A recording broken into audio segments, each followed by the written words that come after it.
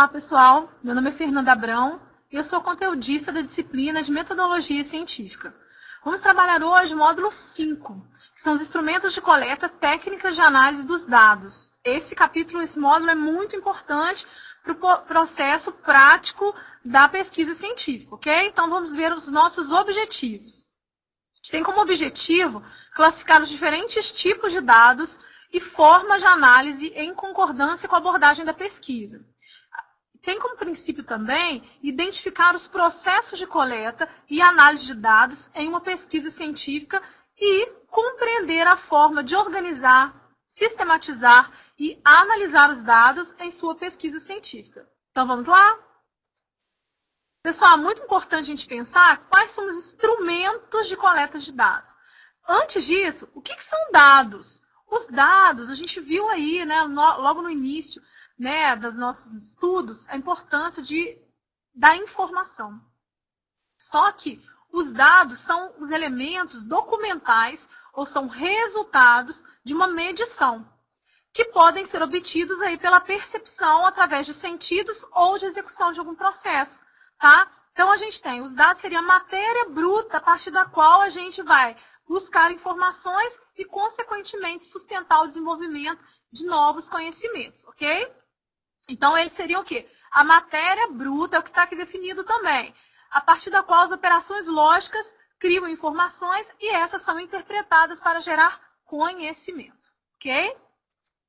Bem, pessoal, muito importante, hein? Vamos guardar bastante sobre dados primários. Existem dados primários e dados secundários. Os dados primários são exclusivos, isto é, obtidos por encomenda, numa pesquisa específica que você possa fazer, qualquer um.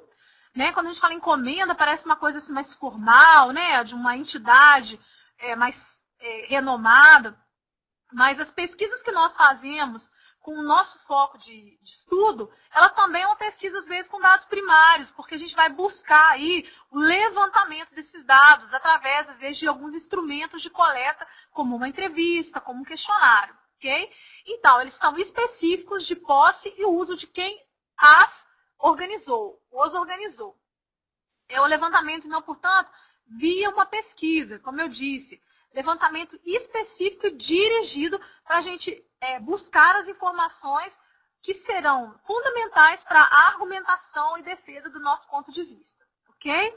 Ele pode ser internos, reservados, no caso, uma pesquisa interna para saber aceitação ou não dentro de uma escola, por exemplo, né, dos professores, das técnicas que estão sendo utilizadas, e esses dados vão ser só manipulados e divulgadas as informações somente no âmbito interno de uma instituição ou em âmbito externo. A gente vai divulgar para mostrar, por exemplo, como é que ela está sendo eficiente, como é que essa escola, ou esses professores, esses docentes, eles estão assim, aptos ou não, ou o desenvolvimento metodológico está sendo interessante ou não, e a percepção de quem participou, por exemplo.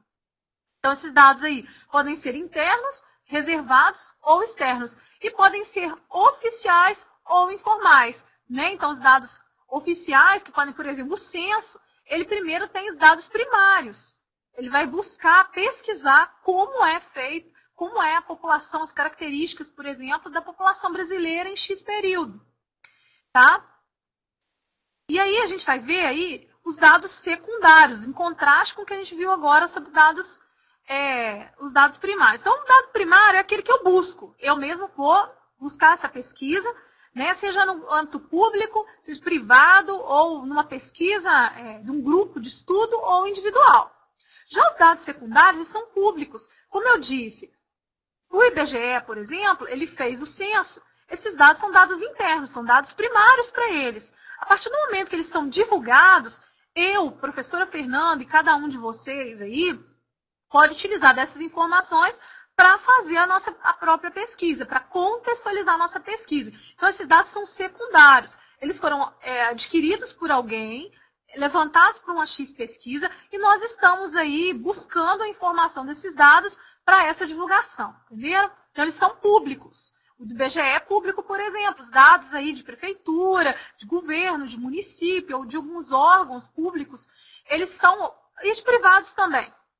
Eles são acessíveis a qualquer organização ou pessoa. E nós podemos nos valer desses dados para fundamentar e contextualizar a nossa própria pesquisa, ok?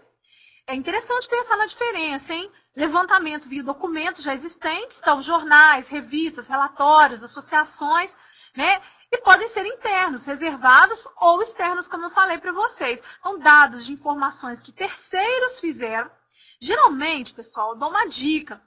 É muito importante. Busquem essas fontes secundárias em órgãos que sejam de fato, que tenham de fato credibilidade, notoriedade, um alcance de pesquisa mais abrangente. Por quê? Porque se nós nos basearmos no que os outros estão dizendo e esses dados forem dados assim não muito confiáveis, consequentemente isso pode atrapalhar e contaminar o resultado da minha pesquisa, ok? Então é de fato importante eu ter ciência da fonte desses dados, onde esses dados vieram, como eles vieram e se eles são, né, importantes aí ou não.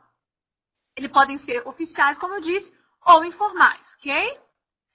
Bem, as fontes primárias têm dados primários e as fontes secundárias, dados secundários, né? Essa é a coisa lógica, mas e como é que a gente faz essa coleta de dados? Tanto aí, principalmente para os dados primários.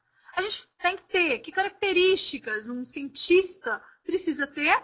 Paciência, né?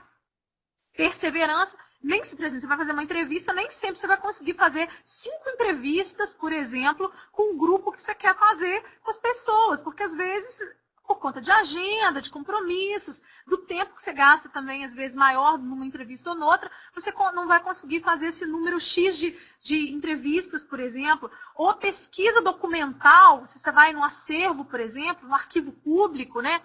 Você vai se debruçar com inúmeros documentos e às vezes é muito exaustivo essa pesquisa, essa busca para um registro que você queira, por exemplo, na área de direito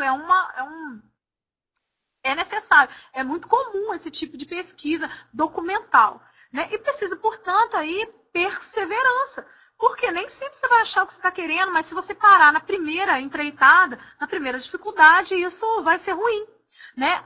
E é importante, então, a gente ter esse esforço pessoal e cuidado dos registros, né? Registrar guardar esses registros, ser cuidadoso com essas informações, organizar aí, né, num documento, ou num dispositivo móvel, ou num caderninho, numa folhinha. Na minha época de pesquisadora, enquanto acadêmica na universidade, a gente tinha as fichinhas que a gente anotava, né?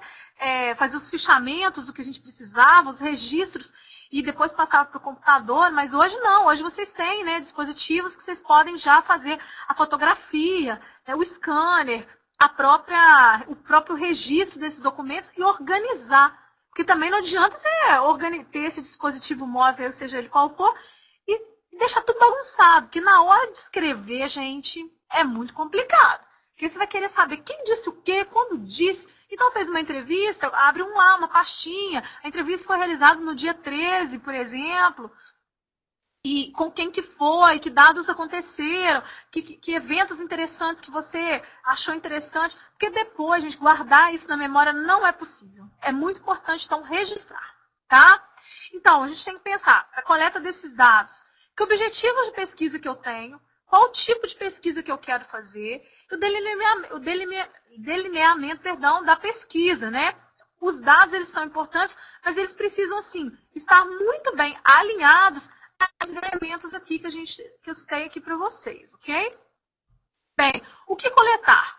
Os dados a serem coletados, eles devem ser pertinentes. Então, tá, se está lá no acervo público, tem tantos documentos, você vai falar sobre a revolução, sei lá, de quê? Revolução, a gente pode falar os Altos da Devassa. Eu fiz uma pesquisa nos Altos da Devassa em Mariana, em Ouro Preto, minto. Então, assim, eu fui buscar nesse arquivo público várias informações de registros.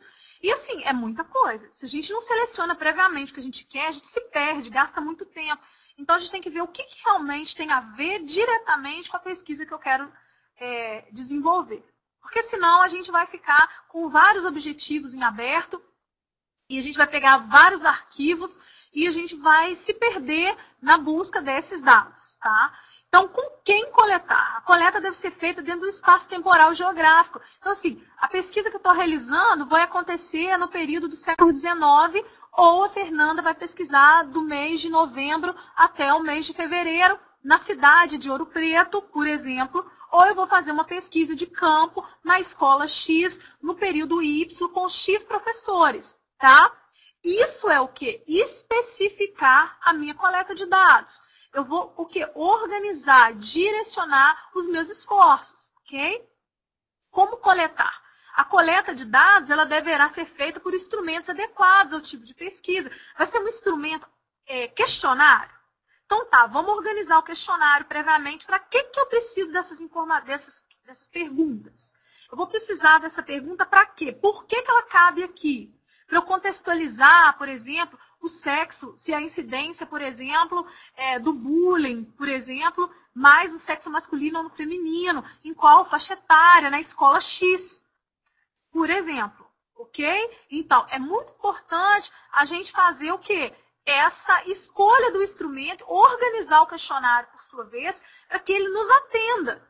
Não adianta ficar perguntando coisas ali no questionário, colocar ele enorme ou curtinho, mas não ser realmente válido depois para que eu preciso, para que eu consiga chegar onde eu desejo, tá?